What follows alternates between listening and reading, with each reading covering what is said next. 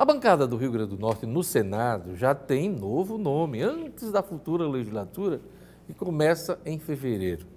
O economista e advogado Jean Paul Prats, do PT, assumiu o mandato de senador no lugar de Fátima Bezerra, agora governadora do estado. O senador é nosso convidado hoje. Boa tarde, Jean Paul. Boa tarde, Diógenes. Agora, oficialmente, boa tarde, senador, né? Obrigado, mas eu sou sempre o mesmo, Jean Paul Prats, e quero permanecer assim. Acho que essa chegada ao Senado, ela, para mim, representa uma coisa de extremíssima responsabilidade, além do mais, pelo fato de herdar esse mandato no meio do caminho, com tanta performance como uma pessoa como Fátima, que agora assume o governo do Estado. Quer dizer, nós temos que manter uma parceria muito próxima, como já temos. Então, assim, mas eu sou uma pessoa comum chegando ao Senado, eu não sou de família, de político diretamente, até tive políticos na família, mas, enfim, sou uma pessoa igual a você que está assistindo em casa, e eu espero que a gente revele e faça trabalhos no Senado de pessoas comuns, que afinal o Senado é composto, originalmente a ideia era cidadãos comuns representando outros cidadãos comuns. No discurso de posse, nas primeiras entrevistas, declarações à imprensa, você tem firmado que vai assumir, já assumiu, claro, um mandato de continuidade, né? Por que você diz isso?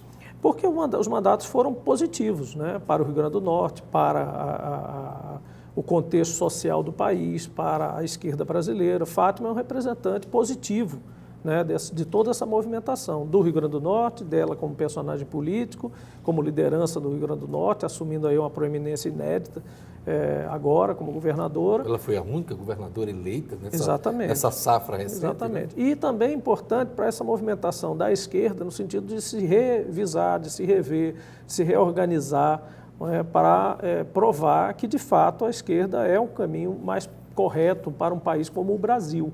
O Brasil não tem estrutura nem cultural, nem social, nem econômica, muito menos operacional do dia a dia, do hoje em dia, para ter, por exemplo, mercado livre para tudo, para um liberalismo completo à la Adam Smith, com mão invisível. Essas coisas não existem nem na Inglaterra, nem nos Estados Unidos hoje. Então, claro, quem descobriu isso ontem, na adolescência política, pode se encantar por isso. Eu também já tive encantado por essas ideias em algumas vezes na minha vida, embora oscilando bastante também com a minha origem de esquerda lá, do PDT, do Brizola, do Darcy Ribeiro, lá no Rio de Janeiro. Mas o fato é que o Brasil não comporta esse modelo tão radical, nem de um lado nem de outro. Então nós temos que compor soluções, e eu acho que a recomposição da esquerda com força, com objetividade, com racionalidade é muito importante, e eu estou disponível também como Fátima para esse processo. A governadora lhe fez algum apelo em especial sobre alguma temática que ela gostaria que o senhor focasse? Diógenes, basicamente nós temos aí uma parceria de alguns anos, né? Trabalhando, não só antes, quando ela estava no mandato, durante os 4 anos eu fui a Brasília várias vezes, nós trabalhávamos juntos já, como antes disso, né? Nos conhecemos fazendo trabalhos nessas áreas, inclusive em relação à parte dos investimentos de energia renovável que ajudamos a trazer para o Estado. Um pedido maior, além de manter em curso, como eu, aliás, adiantei, né?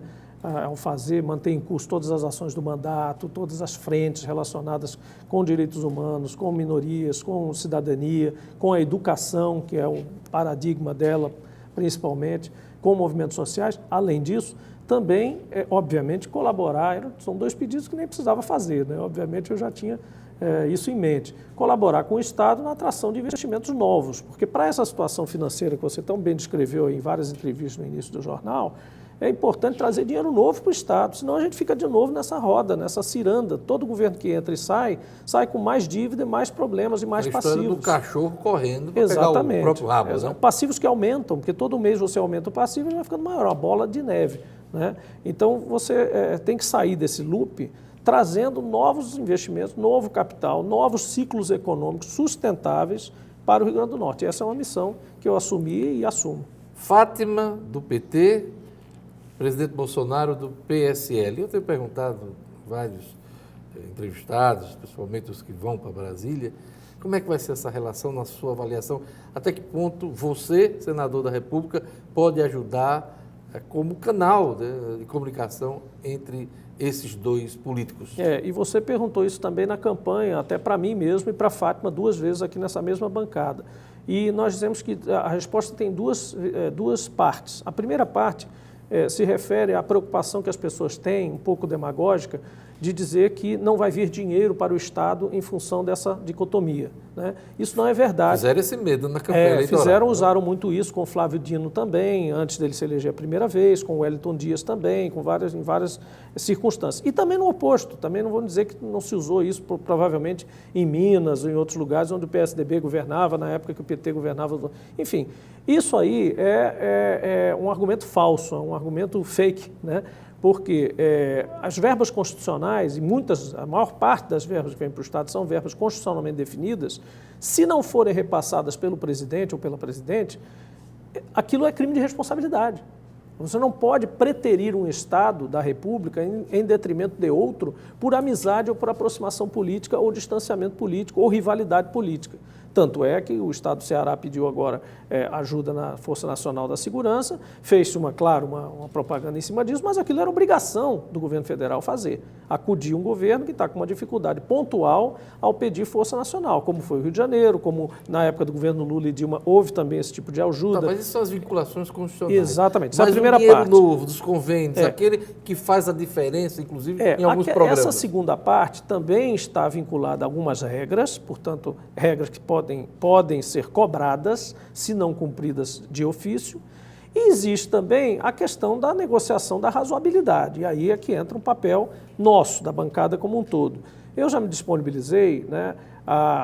Existem dois lados. Existem as pessoas que estão do lado do governo federal, que estão mais próximas ao governo federal, que estão na bancada, e existem pessoas que estão mais próximas do lado do governo estadual e que estão na bancada. O ideal é a consonância de todos, para trabalharmos juntos pelo Rio Grande do Norte. Deixar de lado algumas rivalidades. Já há uma movimentação nesse sentido? Existe. O próprio deputado João Maia escreveu um artigo agora na tribuna, revelando um pouco mais fortemente essa intenção, que já foi compreendida e até um pouco negociada logo depois da vitória de Fátima aqui. Nós conversamos entre nós com vários componentes da bancada, tanto deputados quanto senadores, a própria senadora Zenaide, o próprio senador Stevenson, também estive conversando com eles.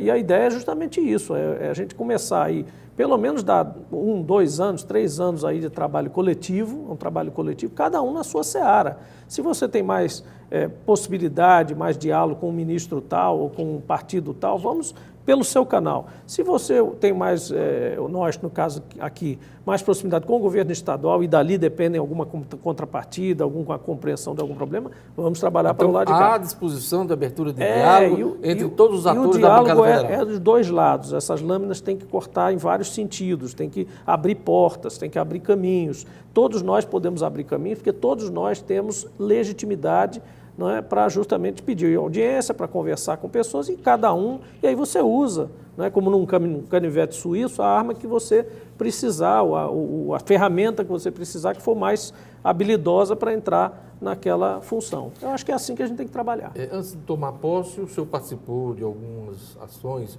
já da governadora eleita, junto ao Banco Mundial para a prorrogação das ações e dos investimentos que são feitos aqui no Rio Grande do Norte. Isso já está acertado? Isso faz parte justamente do compromisso de manter essa vigilância e essa atuação proativa em relação a todo e qualquer recurso que possa vir para o Rio Grande do Norte. E não se limita ao Banco Mundial. O Banco Mundial, as reuniões iniciais foram excelentes. Nós envolvemos o Banco Mundial no período da transição, aliás, até no programa de governo, mas depois dele, no período de transição, eles estiveram acompanhando tudo e também fazendo a sua própria transição. E até diante do decreto de calamidade financeira, havia um receio até de que o banco pulasse para fora e fizesse algum tipo de movimento assustado em relação a isso, houve a compreensão do momento que estava se passando. Então a prorrogação está garantida? Garantida nunca está, porque nós temos também documentos a apresentar, projetos a apresentar. Então, claro, existe sempre um risco de operação, né, de você apresentar uma coisa, ter um ajuste e tal. Mas há disponibilidade. Mas o relacionamento todo leva a que nós não temos razão para acreditar que não tenhamos uma prorrogação e uma extensão disso. A governadora esteve em Brasília na semana passada, como eu relatei aqui na edição de hoje, para tratar da antecipação dos royalties no Banco do Brasil. Qual a informação que o senhor tem a respeito dessa conversa? O banco vai analisar o grau de risco da operação, eu diria, já adiantando, fazendo assim a defesa do Rio Grande do Norte, que nós vamos ter que fazer nas reuniões subsequentes, que o nosso risco é muito baixo. Por quê, Diógenes? Porque nós temos um pacote de campo. O royalty é baseado em produção de petróleo, como todos sabem. E a produção de petróleo, se você estiver fazendo uma antecipação no município, que depende de um campo de petróleo só, o risco é um. Então, o campo parar durante 10 dias para a produção afeta os royalties. Quando você fala de um estado como um todo, você fala aqui, no caso aqui, de uma amostra aí de centenas de campos de petróleo produzindo. Então, o risco operacional muito baixo. O risco de recebível também é muito baixo, porque todos os operadores aqui nunca deixaram de pagar nada, nunca deixaram de recolher. Então, o risco de crédito, digamos, dessa operação é muito baixo. Significa que nós estamos lutando agora não para aprovar a operação, mas para aprovar uma operação com custo baixo, ou seja, com juros ou com deságio menor possível, porque para o Banco do Brasil ainda existe um adicional. A conta do Estado está no Banco do Brasil. Então, o risco ainda é menor ainda, você não tem que transferir de conta para lugar nenhum. A conta já está lá, ele já desconta na mas conta. há uma dificuldade nisso aí, que é a história do crédito consignado, que é um volume muito grande de recursos, quase beirando o que o Estado está pleiteando nessa história do royalties. Como fazer esse encontro de contas? É um encontro de contas, justamente. Se você pelo menos aliviar a conta que está devendo, já ajuda, né? Você é menos passivo para o governo, para ele poder procurar também outras operações. Lembrando que a operação do Banco do Brasil é por um ano. A operação que foi autorizada e solicitada pelo governo anterior, ela invadia o mandato seguinte em um ano apenas, mas isso já foi suficiente para não aprovarem. Pouca gente entendeu porque o TJ não deu aquela autorização. Disse, deu para a FAT, não deu para a Robson. Não é por isso, é porque Robson tinha um término de mandato e o tribunal entendeu que não era legal um governador decidir por um ano à frente de um governador novo recém-eleito, uma governadora no caso. Então, vetou naquela hora, quando ela assumiu e disse, eu também quero fazer a mesma operação, ele autorizou. É normal, perfeitamente normal. Mas isso se refere a 2019, o que não quer dizer que nós não possamos fazer outra operação de novo, renovar esse pedido, e fazer uma operação para 2020, 2021 e 2022, que são dentro do próprio mandato de Fátima, mais 3 anos de royalties adiantado.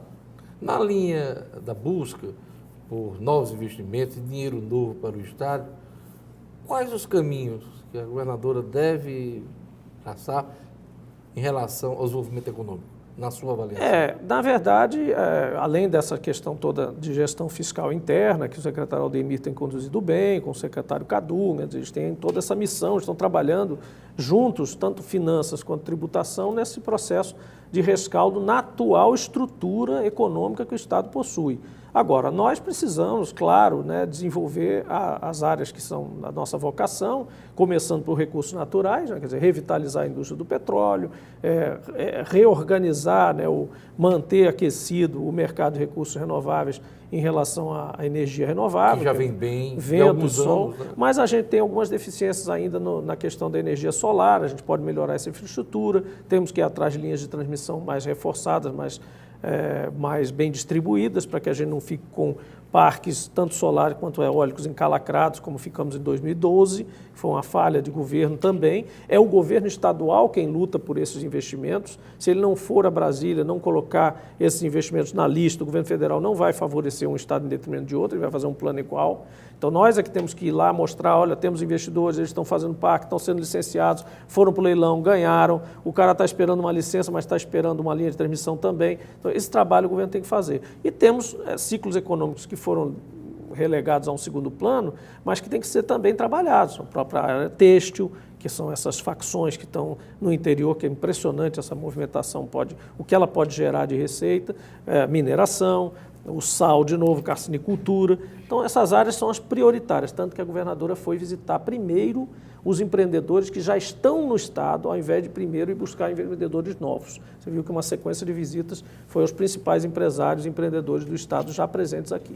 Nem bem tomou posse, você vai ter que enfrentar uma eleição logo de cara, no início de fevereiro, que é a escolha do presidente do Senado. Já está sendo procurado pelos candidatos muito. A esse posto eu acho bacana, não pelos candidatos só, mas também para o movimento popular em geral, pessoas em redes sociais falando e tal.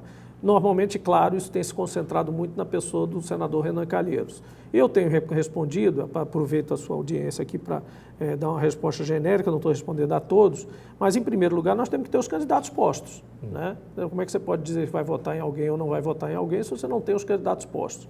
E depois, há uma defesa a se fazer sobre a questão do voto secreto, que foi distorcida. Voto secreto não quer dizer sempre falta de transparência. No Big Brother, o voto é secreto. Por que o voto do líder do Big Brother é secreto? E por que o voto da urna nosso, que a gente faz lá a cada 4 anos, Mas por também decisão é secreto. do STF, do Antônio Dias Toffoli, vai ser secreto, Porque né? é uma escolha de líder. Nesse caso, os senadores e deputados estão atuando como eleitores e não como representantes apenas da vontade popular, em relação, o que eu digo apenas, é em relação a apenas um ponto ou outro específico. Pena de morte, de redução da maioridade penal, arma, não sei o quê. Aí você tem, como cidadão, querer o direito de saber como é que o seu representante votou. No caso da liderança, tem uma coisa que macula isso. Se for transparente, o poder legislativo se submete a uma pressão externa do poder executivo, que começa a dizer, quer dizer, se você não votar no meu candidato, eu vou pegar, aí vem aquela história das emendas, dos convênios, do processo todo. Então você começa a ter uma interferência. Em nome da autonomia dos poderes, é essencial que a escolha do líder seja secreta. É isso aí. Eu queria agradecer a presença de Jean Paul Prats aqui no RN Acontece e desejar boa sorte ao mandato que ele assumiu recentemente. Obrigado. Obrigado a todos.